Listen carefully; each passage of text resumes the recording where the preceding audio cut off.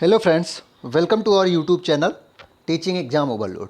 दोस्तों, आज के सेशन के अंतर्गत आपकी जो CTET December 2024 BPSC TRE 4.0 KVS NBS D triple या अन्य कहीं भी जहां पे एसएसटी सेक्शन के बारे में पूछा जाता है, एनसीईआरटी का एक वेटेज होता है, उसके तहत आज हमारी नेक्स्ट क्लास है, जिसमें आज से हम क्या करेंगे, क्लास 7 हिस्ट्री को शुरू करेंगे।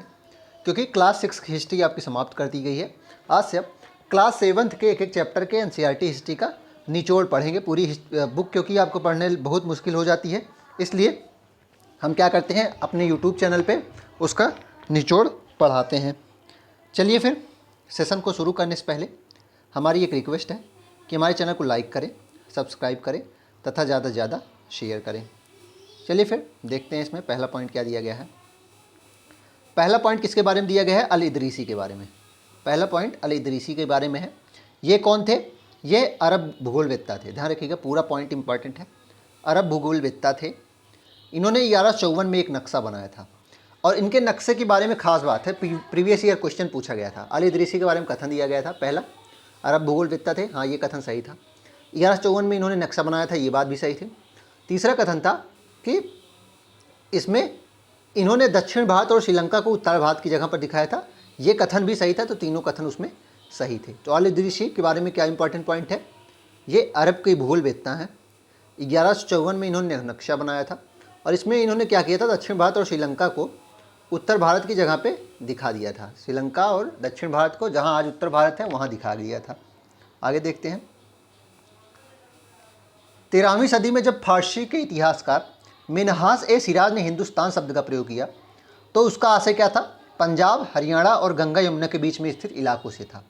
ठीक है, उसने इस शब्द का राजनीतिक अर्थ में भी इस्तेमाल किया, जो दिल्ली के सुल्तान के अधिकार क्षेत्र में आते थे। तो 13वीं सदी में फारसी के इतिहासकार मिन्हास उस सिराज ने हिंदुस्तान शब्द का प्रयोग किसके लिए किया था? पंजाब, हरियाणा, यानी कि जो उत्तर पश्चिम के क्षेत्र थे, पंजाब, हरियाणा और गंगा यमुना के बीच का जो क्षेत्र था, उनके लिए किया गया था।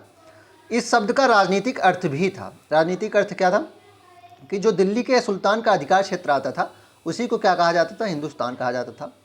सल्तनत के प्रसार के साथ साथ इस शब्द के अंतर्गत आने वाले क्षेत्र भी बढ़ते गए। तो जैसे जैसे सल्तनत का प्रसार हुआ, सल्तनत बढ़ा, सल्तनत का क्षेत्र बढ़ा, वैसे वैसे इस शब्द का भी व्यापक क्षेत्र हो गया।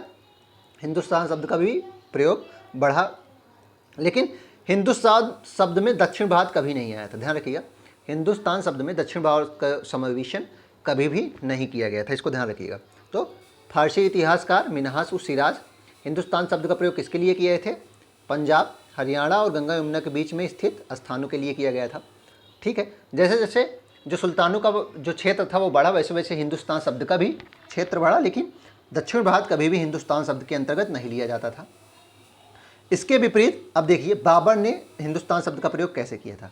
इन्होंने इस उपमहाद्वीप के भूगोल, पशु पक्षी और यहाँ के निवासियों की संस्कृति का वर्णन करने के लिए हिंदुस्तान शब्द का प्रयोग किया था। बाबर ने हिंदुस्तान शब्द का प्रयोग किसके लिए किया? हमारे उपमहाद्वीप के भूगोल के बारे में, पशु पक्षी के बारे में, यहाँ के निवासियों के संस्कृति के वर्णन के लिए किया था। यह प्रयोग 14वीं सदी के अमीर खुसरो ने जो हिंदुस्तान शब्द का प्रयोग किया था, ठीक उसी के कुछ समान था, क्योंकि उन्होंने भी हिंद शब्द का प्रयोग हमारी संस्कृति को दिखाने के लिए किया था। ध्यान रखिएगा, बाबर ने किस लिए किया? उपमहाद्वीप के भूगोल, पशु पक्षी और यहाँ के निवासियों की संस्कृति, मतलब सांस्कृतिक पक्ष जो था वो ज़्यादा प्रबल था हिंदुस्तान शब्द में बाबर के लिए और अमीर खुसरो के लिए भी। लेकिन उनके लिए मिन्हास और सिराज के लिए क्या था? उत्तर पश्चिम इलाके जो थे उसका राजनीतिक पक्ष ज़्यादा प्रमुख हो गया था हिंदुस्तान शब्द के लिए। दक्षिण भारत का समावेशन कभी नहीं हुआ था। परदेशी शब्द किसे कहते हैं? परदेशी शब्द, विदेशी शब्द या अजनबी शब्द किसे कहते हैं? देखिए, परदेशी शब्द, विदेशी शब्द या अजनबी शब्द किसे कहा जाता है? कोई भी अनजाना व्यक्ति, कोई भी अनजाना व्यक्ति जो समाज व संस्कृति का न हो, वो परदेशी होगा। ध्यान रखिएगा, परदेशी, अजनबी, परदेशी भी आपको पता है, विदेशी भी आपको पता है, परदेशी विदेशी आपको पता है, लेकिन अजनबी शब्द में आपको अंतर हो सकता है। आमतौर पे हम लोग क्या समझते हैं, हम जिनको जानते नहीं वो अजनबी होते हैं, लेकिन ऐसा नहीं है। क्या बात है इसमें कि जो अनजाना व्यक्ति जिसका समाज व संस्कृति, हमारी समाज व संस्कृति का न हो, वो क्या हो जाता है?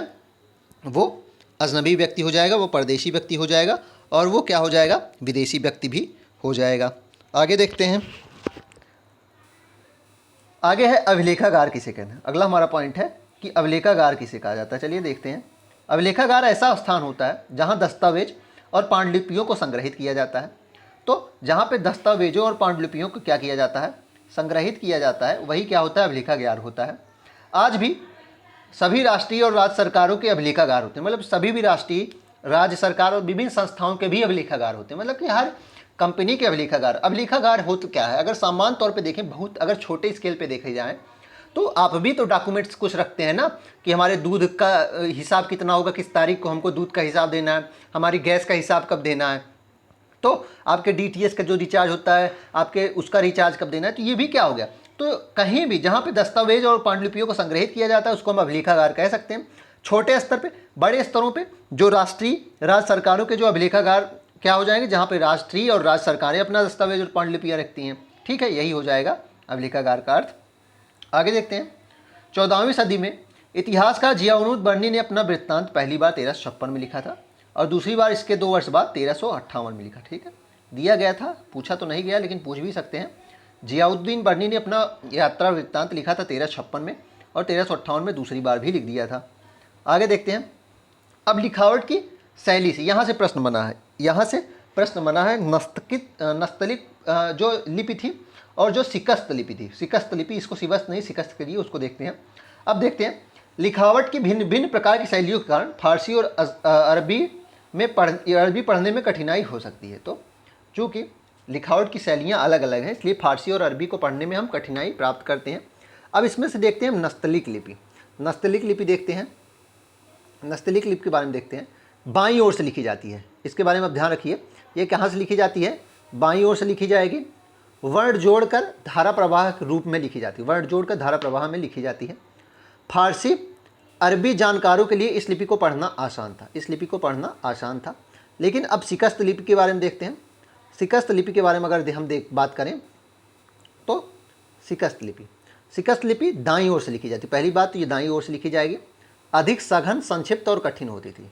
तो फिर से एक बार देख लेते हैं कि पहली लिपि क्या हो जाएगी, आपकी नस्तलिक लिपि हो जाएगी। नस्तलिक लिपि के बारे में क्या है, ये बाईं ओर से लिखी जाएगी, बाईं ओर से लिखी जाएगी। पहली बात, वर्ण जोड़कर धारा प्रवाह के रूप में लिखी जाएगी, वर्ण जोड़कर धारा प्रवाह के रूप में, धारा प्रवाह मतलब कि एक प्रवाह हम लिखी जाती है और इस लिपि को पढ़ना आसान होता है, इस लिपि को पढ़ना आसान होता है जानकारों के लिए। लेकिन नस्तलिक हो गई, नस्तलिक लिपि बाईं ओर से लिखी जाएगी, वर्ण जोड़कर धारा प्रवाह के रूप में लिखी जाएगी और पढ़ना आसान है। शिकस्त लिपि के बारे में देख लेते हैं। दाईं ओर से लिखी जाएगी। पहली बात ये क्या है, दाईं ओर से लिखी जाएगी, अधिक सघन होती है, सघन होती है, संक्षिप्त होती है और कठिन होती है। ठीक है, सघन, संक्षिप्त और कठिन होती है। शिकस्त लिखा कैसे जाएगा, ये का हो जाएगा, यहाँ जो वा लिखा है इसको का कर लीजिएगा, ध्यान रखिएगा। राजपूतों के बारे में दिया गया था, देखते हैं। 8वीं से 14वीं सदी के बीच यह नाम आमतौर पर योद्धाओं के उस समूह के लिए प्रयुक्त था जो क्षत्रिय वर्ण का होने का दावा करते थे। तो 8वीं से 14वीं सदी के बीच में यह योद्धाओं के समूह के रूप में देखा जाता था जो क्षत्रिय अपने आप को कहते थे। राजपूत के अंतर्गत केवल राजा और सामंत ही नहीं आती, बल्कि सेनापति और सैनिक भी आते थे जो पूरे उपमहाद्वीप में अलग अलग शासकों के सेनाओं में सेवारत रहते थे। तो राजपूत का मर्द ये नहीं होता था उस समय, ध्यान रखिएगा कि आप राजा हैं, अगर राजा हैं तो राजपूत नहीं कहा जाता था, क्योंकि राजपूत का अगर आप संधि विच्छेद करेंगे, समासिक विग्रह करेंगे तो क्या आएगा, राजपूत, राजा का पूत यानी राजा का पुत्र। लेकिन ऐसा नहीं है, राजपूत उस समय क्या था कि केवल राजा और सामंत वर्ग ही नहीं होते थे, बल्कि सेनापति और सैनिक को अपने आप को राजपूत वो भी कहते थे जो अलग अलग शासकों की सेनाओं में सेवारत रहते थे। ठीक है, और ये आमतौर पर योद्धाओं के उस समूह के लिए प्रयुक्त होता था जो क्षत्रिय वर्ण का होने का दावा करते थे।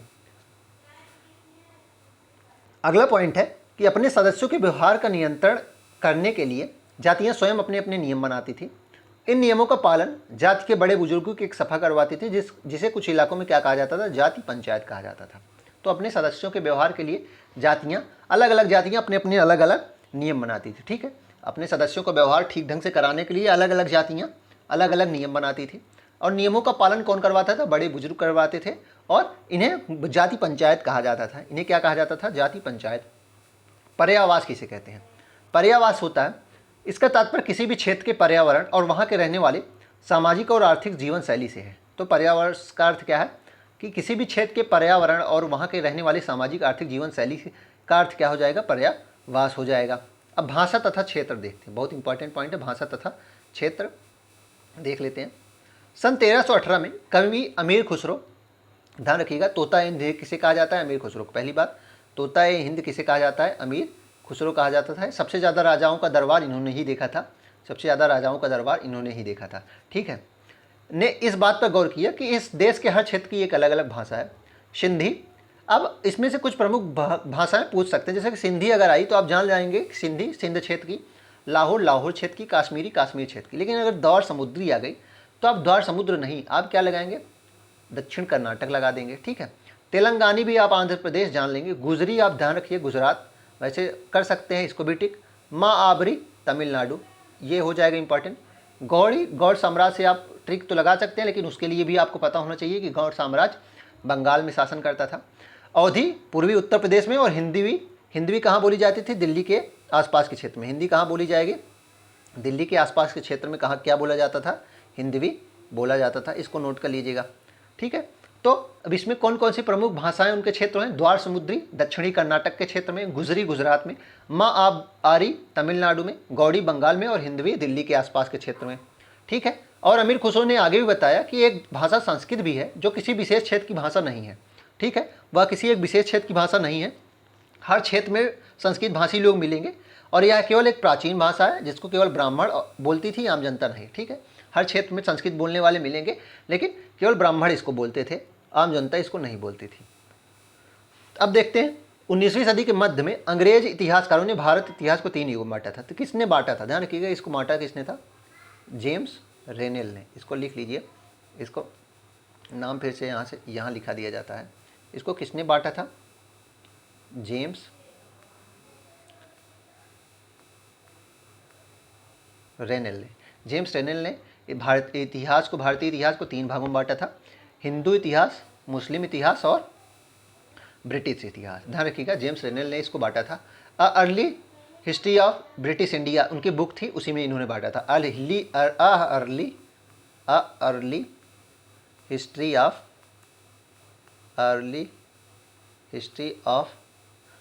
ब्रिटिश इंडिया उन्होंने इस बुक में ही बताया था, और इसका भारतीय लोगों ने बहुत विरोध किया था, भारतीय इतिहासकारों ने विरोध किया था। अब जो मानक है वो क्या है? प्राचीन इतिहास, मध्यकालीन इतिहास और आधुनिक इतिहास, ठीक है। तो 19वीं सदी के मध्य में जेम्स रेनेल यानी कि अंग्रेजी इतिहासकारों ने भारत को 3 भागों में बांटा था इतिहास को: हिंदू, मुस्लिम और ब्रिटिश। शिया कौन होते हैं? मोहम्मद साहब के दामाद जो अली थे उनके समर्थक, मोहम्मद साहब के दामाद अली के समर्थक। सुन्नी पैगंबर मोहम्मद साहब के ही समर्थक सुन्नी कहलाएंगे। शिया मोहम्मद साहब के दामाद अली के समर्थक, और सुन्नी पैगंबर मोहम्मद साहब के समर्थक। अब अगला प्रश्न इसमें दिया गया है जो बहुत इंपॉर्टेंट है कि किस दिल्ली के शासक की प्रशंसा एक संस्कृत प्रशस्ति में की गई है? तो वो कौन हो जाएंगे? गयासुद्दीन बलबन हो जाएंगे। प्रश्न बहुत इंपॉर्टेंट है, बहुत बार पूछा गया है कि किस दिल्ली के शासक की प्रशंसा में एक संस्कृत प्रशस्ति रचा गया है, या किस दिल्ली के शासक की जो प्रशंसा है वो संस्कृत प्रशस्ति में की गई है? तो वो बलबन हो जाएंगे, ठीक है। कौन हो जाएगा? बलबन हो जाएगा। चलिए फिर इसी के साथ आज का सेशन भी हम समाप्त करते हैं। आशा करता हूँ कि आपको यह क्लास पसंद आई होगी। अगर आप इसी तरह के अन्य सेशन भी देखना चाहते हैं तो हमारे YouTube चैनल को लाइक करें, सब्सक्राइब करें तथा ज़्यादा से ज़्यादा शेयर करें।